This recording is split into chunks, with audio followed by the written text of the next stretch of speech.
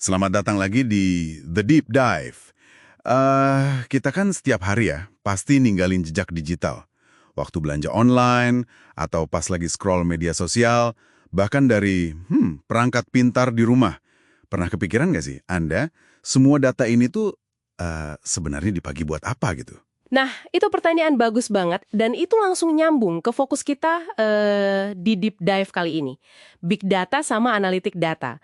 Sumber-sumber yang kita pelajari ini nunjukin kalau dua hal ini tuh, wah, bukan cuma tren teknologi biasa aja loh, tapi benar-benar udah ngubah lanskap ekonomi, cara bisnis beroperasi, gitu. Bener banget. Jadi misi kita hari ini buat Anda simple aja. Kita mau saring intisarinya nih. Kita bongkar apa itu big data, kenapa kok penting banget, terus dampaknya gimana. Biar Anda dapat poin kuncinya tanpa ya pusing sama istilah teknisnya lah. Oke, kita mulai dari apa itu big data dulu kali ya. Oke, jadi big data itu kalau dari sumber kita ya, intinya data yang volumenya gede banget. Gede banget. Terus jenisnya macam-macam. Bisa angka transaksi, bisa teks ulasan, bisa video, macam-macam lah.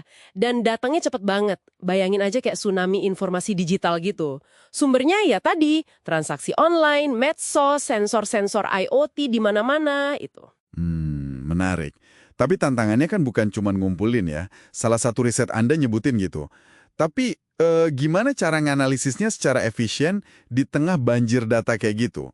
Di sini analitik data masuk ya berarti? Tepat sekali, analitik data itu ya prosesnya. Proses ngegali data tadi buat nemuin pola, tren, insight lah yang bisa ditindaklanjuti. Tapi ya itu, kalau udah ngomongin big data pakai spreadsheet biasa ya jelas nggak cukup dong. Makanya butuh alat yang lebih canggih. Seringnya ya pakai machine learning, jadi komputer dilatih belajar dari data gitu, nemuin pola sendiri. Atau pakai AI juga buat proses data segede itu. Oke. Terus kenapa sih bisnis kok peduli banget sama ini? Untungnya apa gitu buat mereka? Sumber, kita nyebut beberapa hal sih. Kayak bisa lebih paham pelanggan gitu. Tapi bukan cuma personalisasi biasa kan ya? Oh, jauh lebih dalam dari itu. Ada satu studi kasus menarik nih. Analisis data belanja pelanggan justru bisa matahin asumsi lama soal pelanggan setia. Ternyata segmen ini malah yang paling sensitif sama perubahan harga kecil. Kan, wah, ini beda banget sama asumsi awal. Wah, oke. Berarti bisa bikin strategi harga jadi lebih efektif ya? Banget. Selain itu ya jelas buat efisiensi operasional, nemuin mana yang nggak efisien. Atau bahkan buat inovasi produk baru, berdasarkan data pasar, bukan cuma feeling aja. Terus ada juga soal manajemen risiko kan? Kayak deteksi penipuan real time atau prediksi mesin pabrik kapan mau rusak gitu. Betul. Kemampuan prediktif kayak gitu nilainya tinggi banget. Nah, terus gimana prosesnya dari data mentah sampai jadi keputusan bisnis itu? Secara umum ya, ada beberapa langkah kunci. Mulai dari pengumpulan data dulu. Kumpulin dari macam-macam sumber tadi ya. Terus datanya perlu rumah kan? Nah, di sini sering dengar istilah data lake atau data warehouse. Bedanya apa sih gampangnya? Gampangnya gini, data lake itu anggap aja kolam gede, tempat nampung semua jenis data, mentah format aslinya. Apa aja masuk. Nah, kalau data warehouse itu lebih kayak gudang tapi udah rapi, terstruktur, isinya data yang udah dibersihin, diatur buat tujuan analisis tertentu. Dua-duanya seringnya disimpan di cloud biar gampang di-scale. Nah, abis disimpan baru masuk pemrosesan. Dibersihin, diubah formatnya biar siap dianalisis. Nah, buat proses data segede ini, sering disebut teknologi kayak Hadoop atau Spark. Kenapa itu penting? Penting banget, karena mereka itu bikin kerjaan proses data raksasa tadi bisa dipecah-pecah, dikerjain barengan di banyak komputer, jadi jauh lebih cepat prosesnya. Kalau udah diproses, baru deh analisis data jalan. Pakai macam-macam teknik statistik, machine learning, terakhir visualisasi data. Biar gampang dimengerti sama pengambil keputusan, ditampilin pakai dashboard interaktif gitu. Pakai alat kayak Tableau atau Power BI misalnya. Prosesnya lumayan ya. Pasti perlu orang dengan keahlian khusus nih. Nggak cuma soal coding aja kayaknya. Tepat, ini kombinasi unik emang. Perlu skill teknis, ya jelas, kayak Python, SQL, paham platform cloud, ngerti algoritma ML, tapi juga perlu kemampuan analitis yang kuat, statistik, mikir kritis, dan nah ini penting juga, pemahaman bisnis sama komunikasi.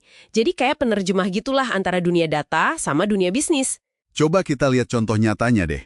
Salah satu artikel kan nyebutin Netflix ya. Mereka nggak cuma pakai data tontonan Anda buat rekomendasi aja kan, tapi data itu benar-benar ngaruh ke keputusan mereka mau bikin serial original baru atau enggak. Wah, itu kan dampaknya gede banget. Tan real time buat nentuin harga dinamis itu sama buat prediksi, area mana nih yang lagi butuh banyak driver. Di bank juga gitu, buat deteksi penipuan kartu kredit, nilai risiko pinjaman. Kalau retail ya buat stok barang, promosi personal, banyak banget lah contohnya. Jadi ini benar-benar bukan cuma alat bantu biasa ya, tapi lebih ke pergeseran cara ambil keputusan gitu ya, fundamental banget. Persis itu intinya. Geser dari yang tadinya banyak ngandelin intuisi, pengalaman, feeling, ke arah keputusan yang benar-benar didorong bukti data, data driven. Hasilnya, ya seperti kata sumber kita, operasinya jadi lebih efisien, inovasinya lebih pas sasaran. Oke, jadi ringkasnya nih buat Anda, big data dan analitik data ini intinya ngubah suara bising data mentah jadi wawasan berharga, yang ujung-ujungnya ya mentransformasi cara bisnis jalan di era digital ini. Dan paham soal ini tuh penting buat Anda. Nggak cuma biar tahu cara kerja perusahaan yang Anda pakai tiap hari, tapi juga buat lihat gimana dunia di sekitar kita ini makin dibentuk sama data. Bahkan, ini bisa jadi peluang karir yang lagi naik daun banget loh. Nah, sebagai penutup nih, kita mau tinggalin satu pertanyaan buat Anda renungkan. Kalau keputusan bisnis dan inovasi itu makin banyak dipandu data sama algoritma, terus peran intuisi manusia, sentuhan manusia itu gimana ya ke depannya? Apa masih ada tempat? Coba direnungkan.